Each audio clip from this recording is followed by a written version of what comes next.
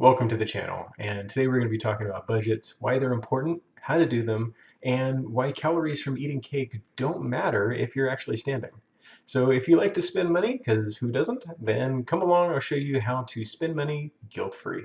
Oh, and Jack, thanks for stopping by. So starting off talking about budgets, it's important to know that if you don't have a game plan, you're not going to win.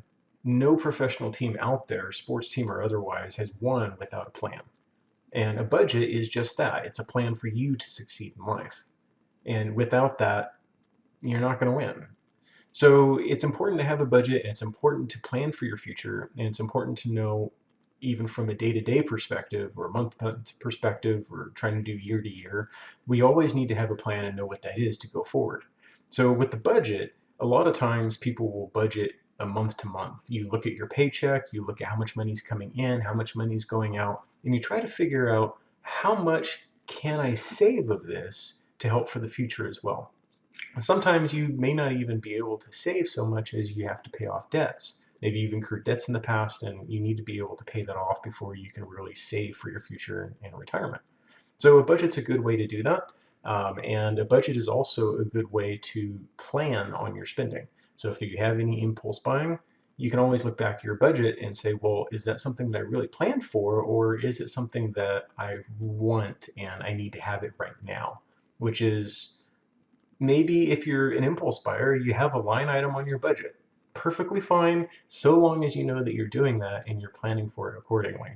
So let's get into the budget and talk a little bit more about the line items that I would suggest putting on there. Here's a sample budget that I put together. This one was created in Excel. There's some other ways that you can do this as well that I'll mention later on. But here in this example budget, we have column A that has all the categories listed out. And then we have column B and C, and those are the expenditures that we will see through those months. In a real world situation, we will propagate this going out throughout the rest of the year, so that way we can keep track of everything. Ideally, there should be no surprises when it comes to this budget. Everything should be listed out down to the T. But when you're first getting started with the budget, it's really hard to know where all of your money's going. It's very important for you to know exactly where your money's going, but it's okay if you don't quite get it on the first month. Just keep going, keep track of it, and then as you go on, it'll improve over time. One of the things that we have here, which is the biggest expenditure for most people, is the mortgage. That rent and mortgage payment tends to be the highest cost that most people incur.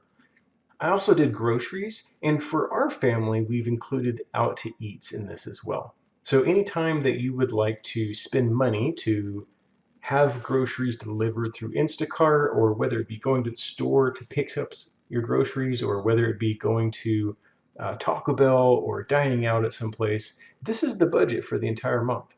As long as you can fit it in, don't go hungry, that's your budget. We also have taxes, so if you're going to be paying taxes towards the end of the year and you're expecting to pay more instead of getting a refund back, you can plan for that throughout the year and set aside a little bit of money so it's not a hit right at the end. We have gas for utilities here at the house. We find that this varies throughout the year, so every month we'll have a different dollar amount to kind of adjust for that. Sometimes we'll hit it, sometimes we'll hit under budget or over budget. You just want to get as close as you can.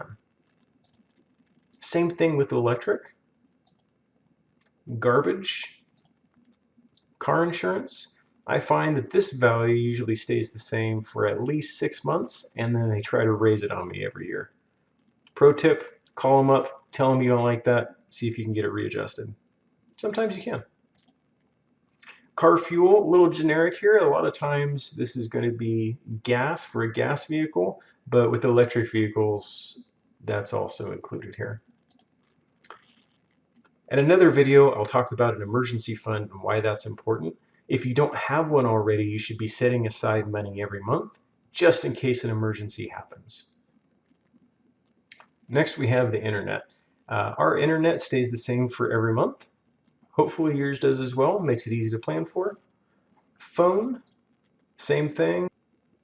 When it comes to medical expenses, we have a co-payment on ours.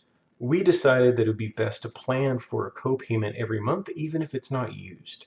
In this way, it's okay if we don't use it, but if we do use it, it's not a surprise and it's available for us.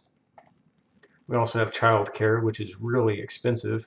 But once they start going into school and the childcare isn't as needed as much, then it becomes less of an expense. The cats, of course, need cat food, and don't forget about litter. We have miscellaneous auto expenses. Every now and then you're going to have to change those tires, replace the windshield wipers, maybe even get an oil change depending on your vehicle. AAA, this is a one-time payment for us. So we ended up incurring this fee in February, which is why it would show 0 for January. Every now and then you will have expenditures that are like this. If you can remember, try to put it in the right month. If you can't remember, it's going to be a surprise. Shouldn't be, but try to adjust for that for next year. Your education fund. This is something that we chose to do. You may not have kids, and you may decide that even if you do have kids, that you don't want to give them any money for their college education. In our case, we decided that we did, and so we're setting aside a little bit of money every month to help. Next, we get into the entertainment categories. Netflix and Amazon Prime are two popular ones that people have. Disney Plus may also be shown here if you use that as well. Be sure to account for it. NordVPN, that's something that I use, so I need to account for it here, even though it's only $5 a month. No, they're not sponsoring me yet, but we'll work on that. We have a house item that we do as well. This house item is an item such as a toaster, or maybe it's a plant that we want to buy. If it was a bigger item like a couch or a TV, we might be setting aside more money than $10 a month for that. Home improvement's a category that could also fluctuate. Things like replacing the hole in the drywall, or maybe it's that door that we don't quite like, or repainting a room. Something that you want to do to improve the quality of the home. We have an extra entertainment category. This is anything that we want to spend on a whim, things like movie tickets. This could also be combined with the date night, so we have an extra fund specifically for getting out and having those date nights. No excuse not to do them if you're planning for them. If you're like me and enjoy your vacations, a vacation fund is a good thing to populate. You'll notice my priorities here. I tend to put more money here than I do with entertainment. Christmas gifts, birthday, weddings, those are all things that do happen. As Dave Ramsey likes to say, Christmas is not a surprise. It happens every year.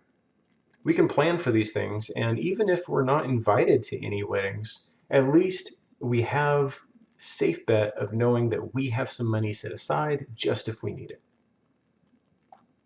And now we start getting into extra retirement. These are post-taxed dollars. So this is going to be something other than a 401k retirement account. This is going to be something like cryptocurrencies. Maybe it's a stock that you want to put your money into. Or if you want to put a lot of money here, you can save up for maybe real estate. There's other retirement ideas that you could also entertain as well. But the amount that you put there, again, this is just up to you. At the end, you want to calculate what your totals are. And with that, you know how much money is going out. Then you want to include the income for everyone in the household that will be contributing towards the bills.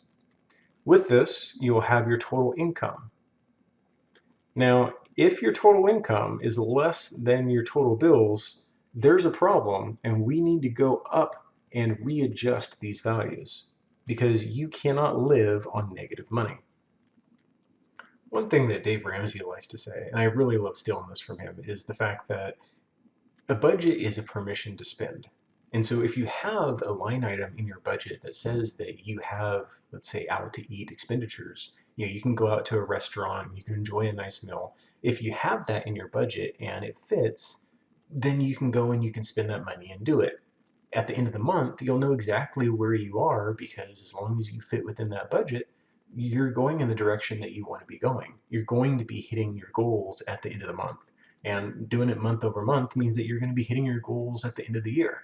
And doing it year over year means success in your future because you're building that habit. You're going to be successful when you get to the end. If you like the content, please hit subscribe down below. If you don't like the content, what are you still doing here?